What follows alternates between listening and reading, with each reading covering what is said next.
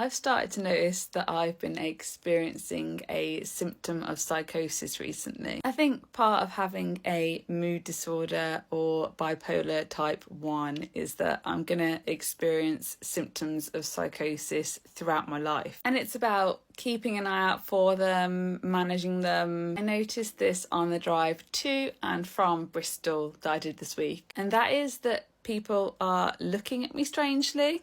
And I can't tell if that's me being worn down and it's in my head or if it is really happening. I think it's a bit of both.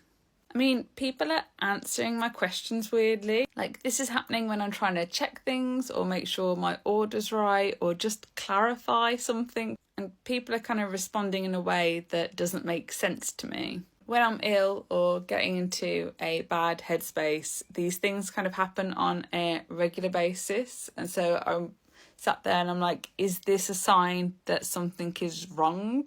Is this, have I been missing people clearly pointing out that I look weird, that I'm being weird? There's a lot of paranoia in psychosis for me, and like I've been told that my right pupil goes out to the side when I'm manically ill or psychotically ill sometimes. I can't feel a difference, I can't see a difference, and I have no idea when it's happening. And sometimes it just happens when I'm tired and people look at me like I'm crazy and I'm like, oh, is it happening? Do I have wonky eyes? I just have to try not to get too self-conscious about it, whether it may or may not be happening. I start to worry that everyone's in on something that I have no idea about, and I start to obsess over every little micro expression that I see on people's faces that are like kind of telling the real truth and how they really feel, especially when I'm worn down. And so worn down, psychosis have such big overlaps and are kind of the same feeling a lot of the time. It's